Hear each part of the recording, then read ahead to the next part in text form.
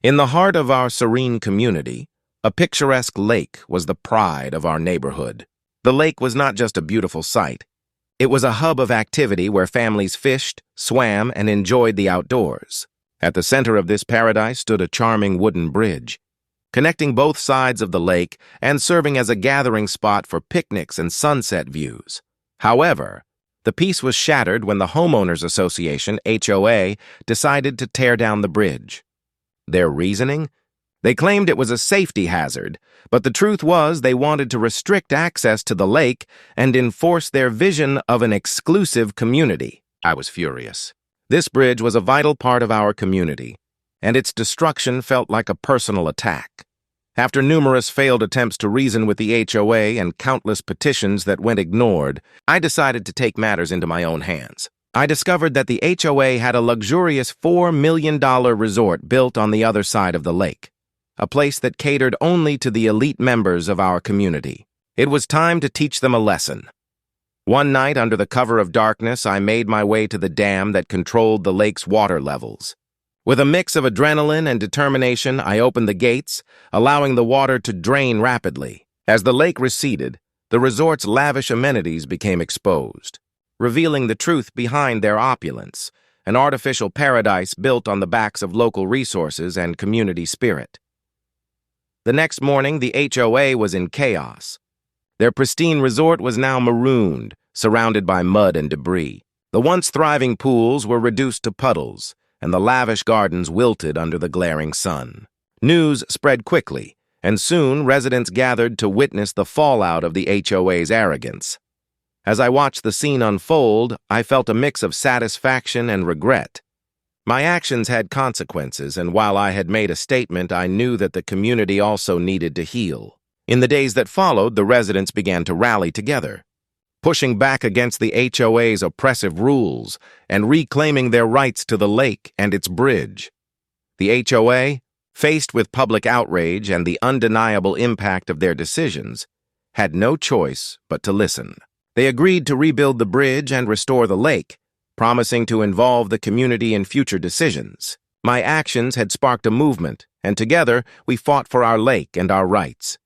As the bridge was rebuilt and the lake returned to its former glory, I felt a sense of unity among the residents. We had come together to protect our home, and in the end we triumphed. The bridge stood as a symbol of resilience, reminding us that when faced with adversity, we could stand strong and fight for what truly mattered. My name is Ethan Ward, and I've lived on the edge of Clearwater Lake for more than 20 years. The lake was once private property, peaceful, surrounded by pine trees, and connected by an old wooden bridge I built myself. It wasn't much, but it was mine. That bridge led to my fishing cabin, my peace of mind, and the last piece of land my father left me. Then came the HOA, the Clearwater Estates Community Association, a group of smug homeowners with fancy lawns and bigger egos. They built their million-dollar homes around the lake, then decided they owned everything that touched the water, including my land. At first, they tried to bully me with letters. Your bridge violates HOA property lines. Your dam is unsafe. You must provide community access to the water. I ignored them. My land wasn't part of their HOA, and I had every document to prove it. But Karen, yes, there's always a Karen, the HOA president, wouldn't take no for an answer. The day they went too far one weekend, I came home to find my bridge completely destroyed. They had torn it down with heavy equipment, claiming it was public obstruction. My boards were scattered, my property vandalized, and my small dock had tire marks from their trucks. When I called the police, the HOA president smirked. "You'll thank us later, Mr. Ward. It was an eyesore. We're improving the lake's image." The officer shrugged. "It's a civil matter," he said. That night, standing beside the dam I maintained for years, something in me snapped. The perfect revenge. You see, Clearwater Lake existed because of my dam, a structure my grandfather built in the 1950s to create a fishing pond that later expanded into the community's lake. Every house, every resort, and even their fancy clubhouse depended on that water, and guess who had the only key to the floodgate? I didn't plan to destroy anything, not at first. I simply wanted them to understand who really owned this lake. So I made some calls, contacted my lawyer, and confirmed one important detail. The dam was entirely on my land, legally mine to control. Then, early one quiet morning, I turned the wheel. Slowly, carefully, I opened the floodgate. Within hours, the lake began to shrink. Their docks tilted, their boats rested on mud, and the sparkling water view they bragged about on real estate listings turned into a brown crater. The $4 million resort the HOA had just opened? Its floating pier split in half. Karen showed up screaming at my gate, threatening lawsuits. I showed her my deed. I showed her the county approval papers. Then I smiled and said, "Maybe next time, don't destroy something that doesn't belong to you." The aftermath within days, the HOA's dream community looked like a wasteland. Property values plummeted, the resort shut down, and the HOA faced furious homeowners demanding answers. They tried to sue me, but the judge laughed them out of court. The documents proved it all. The lake, the dam, and the bridge were never under HOA jurisdiction. Instead, they were fined for trespassing, destruction of private property, and environmental damage. And as for me, I rebuilt my bridge, stronger than ever. The lake eventually refilled naturally, but I kept the dam locked tight. Now, every morning when I walk across that new bridge, I look toward the abandoned resort and smile. Some lessons are learned the hard way, especially when you mess with the man who controls the water. Morale: never let greed and pride blind you to the truth. Some boundaries aren't just fences. They're lines you cross only once. I was the only one in the Lakewood Hills estates who truly belonged there. My family had owned the land for 3 generations, long before the Homeowners Association, HOA, carved up the surrounding acreage and built their gated community around my solitary 20-acre parcel. My land included a small private peninsula that jutted into Lake Serenity, the beautiful, man-made lake that was the pride of the HOA.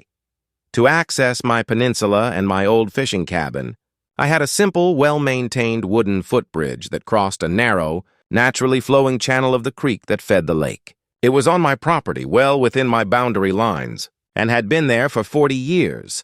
The current HOA board, led by the perpetually suntanned, aggressively wealthy Chad, viewed my old, rustic property as a blight on their new money paradise, their real centerpiece. Their monument to their own importance was the $4 million Lake Serenity Resort and Spa Clubhouse, which sat right on the main body of the lake. It featured a panoramic deck, jet ski rentals, and most importantly, a stunning waterfront view. Chad hated my bridge. It's an eyesore, a liability, and it disrupts the flow of the lake's aesthetic harmony, he declared in a blistering HOA letter. I sent a copy of my property deed and an old survey map highlighting the bridge's location, along with a cease and desist letter. Chad ignored it. The attack one breezy Tuesday morning, I heard the sound of heavy equipment. I rushed out just in time to see a backhoe, clearly marked with the HOA's landscaping contractor logo, tearing down my bridge. Logs splintered, cables snapped, and the pieces were unceremoniously dumped on the common area. Chad stood there, arms crossed, wearing a triumphant smirk. "It's gone." "Old-timer!" he shouted over the engine noise. "Consider it a necessary improvement. You can walk the long way around now. My lifeline to my own property was destroyed. They hadn't just removed a bridge. They had declared war on my family's history and my legal property rights." I didn't argue. I just stared at Chad, and then at the shimmering full lake before turning around and walking back to my house. The time for legal letters was over. Now it was time for hydraulics. The ultimate retaliation. I had a secret that the HOA and Chad didn't know. The only reason Lake Serenity existed was a dam situated on the northernmost corner of my family's land. The creek that fed the lake flowed through a canyon on my property before being held back by a 1950s-era concrete dam. The dam had a large manual sluice gate to control the lake's water level. When my grandfather sold the land to the developer 60 years ago, he had retained the mineral and water rights to the small stream and the dam itself. The deed was crystal clear. The maintenance and control of the upstream water diversion structure shall remain the sole right and responsibility of the owner of the original parcel. The HOA had never bothered to read the ancient, dusty filings, nor had they performed a modern water survey.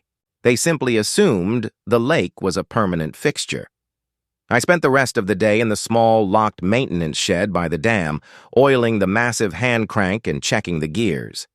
I didn't open it a lot, but when I did, the lake level would drop noticeably over a few days. I chose to do this differently. I wanted it to be fast. I wanted it to be shocking. At 4 a.m. on Friday, I put on my boots, walked to the dam, and unlocked the heavy steel wheel. I didn't just open the sluice gate, I opened it all the way. The noise of the water, which had been a quiet trickle for decades,